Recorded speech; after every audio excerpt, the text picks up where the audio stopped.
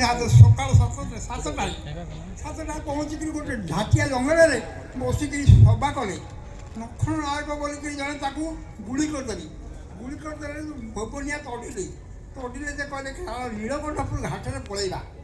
ଜଣେ ସାଇକରିଆ ଆଗେ ପଳେଇ ଆସିଲା ଆମ ନୀଳକଣ୍ଠପୁର କହିଲା ଫୌଦ ଆସୁଛନ୍ତି ଗୋଟେ ଲୋକ ମାରିଦେଇକିରି ତମ ଘାଟରେ ଯିବେ ବୋଲିକିରି। ଆମ ଦେଶରେ ଗୋଟିଏ ଡଙ୍ଗା କରିଥିଲୁ ପାଳି କରିକି ଜଗଉ।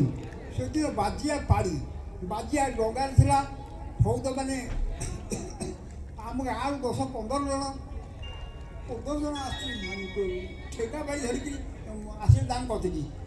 ତମେ ଡଙ୍ଗାଟାକୁ ବାଜିଆକୁ କହିଲେ ଡଙ୍ଗାଟାକୁ ଫିଟେଇକିରି ତଳକୁ ନେଇଯା ଇସ୍କୁଲ ଆଡ଼େ କାତ ଭାତ ଉଞ୍ଚେଇ ଦେବୁ, ଆମେ ଯାଉଛୁ ତାଙ୍କ କତିକି। 10-15 ଜଣ ତାଙ୍କ କତିକି ଗଲି। ସେ ଠେଲା ପେଲା ହେଇକିରି ଦେହ ମରାମରି ହେଇକିରି ଆସିଲେ ଆସିଲେ ଡଙ୍ଗା ନାହିଁ। ଡଙ୍ଗା ବାଜିଆ ନେଇକିରି ଯାଉଛି ତାଙ୍କରି ଘର ସିଧା ହେଇଛି। ଆଉ ତ ଅତରା କରେ ଫୌଦଗୁରା ଗଲେ ଭାଇ ଆଉ ଡାକିଲେ ଏ ପିଲା ଡଙ୍ଗା ଆଣ ଯିବୁ ଆରମ୍ଭ ନା ମୁଁ ପାରିବିନି, ନାହିଁ ତମକୁ ଡଙ୍ଗା ଦେବିନି। ଏମିତି 2-3 ଥର ଡାକିଲେ ନାହିଁ କଥା ସବୁ ଖପୁରି ଉଠେଇଦେଲା। ଖପୁରି ହେଲା ପଡ଼ିଗଲା ଡଙ୍ଗାରେ। ଇଏ ସବୁ ହୋ ହା ହେଇକିରି ସବୁ କାନ୍ଦି ବୋବେଇକି ଡଙ୍ଗାଟାକୁ ଟାଣି ଆଣିଲେ ପହଞ୍ଚିକିରି। ଟାଣି ଆଣିକିରି ବାଜିଆକୁ ଯେତେବେଳେ ବାହାର କରନ୍ତି ଡଙ୍ଗାରୁ ଫୌଦ ଗୁଡ଼ାକ ଚଢ଼ିଗଲେ ଡଙ୍ଗାରେ। ଚଢ଼ି ଯାଇକିରି ଇଏ ସବୁ ଶୁଖିଆ ଲଗାଇ ଭେଟି ରଖିଲେ। ଭେଟି ରଖିକିରି କହିଲେ ଆମ ବାଜିଆକୁ ମାରିଦେଲେ ଛାଡ଼ିଲାନି ଅମକ ଶୁଖିଆକୁ କାଟିଦେଲେ। ଶୁଖିଆ କାଟି ଦେଇକି ଡଙ୍ଗା ପେଳିଦେଲେ। ପେଳି ଦେଇକିରି ଗଲେ ଭାଇ ହାତରେ ବାହିକିନି ଅଳ୍ପ ସାର ବହି ସେତେବେଳେ ନଈ ଅଳ୍ପ ସାର ନାହିଁ।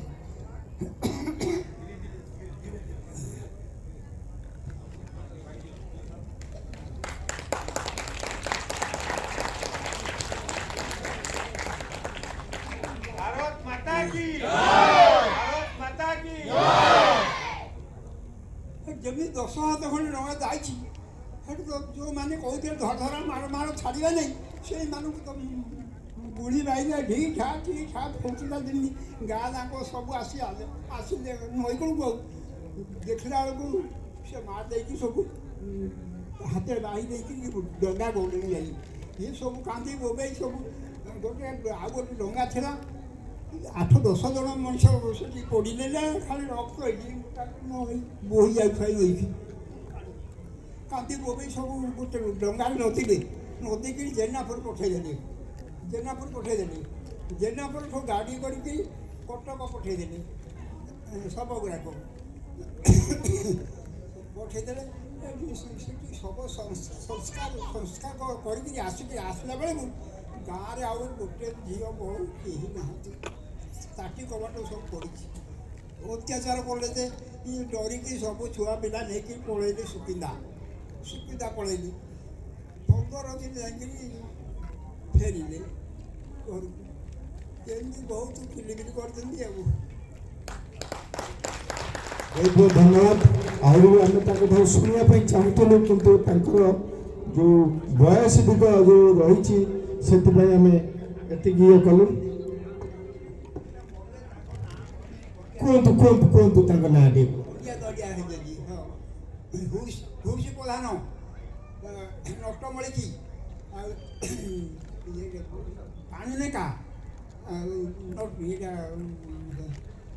ନଖଣ ମଳିକି, ଫପୁ ସାହୁ, ଆଉ ନଟମଳିକି ଫପୁ ସାହୁ, ଘାସକର ସାହୁ, ଘନ ସାହୁ, ଗଙ୍ଗାଧର ସାହୁ।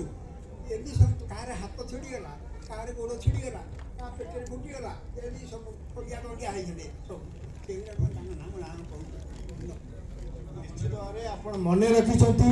ଆଉ ଆଜି ଆମେ ଆପଣଙ୍କ ଠାରୁ ଶୁଣିଲୁ ଆଉ ଆମକୁ ବହୁତ ହେଲା। ସେ ତାଙ୍କରି ପାଇଁ ଆଜି ଆମେ ଗର୍ବିତ। ଏ ଦେଶ ଆଜି ତାଙ୍କରି ପାଇଁ ଗର୍ବିତ।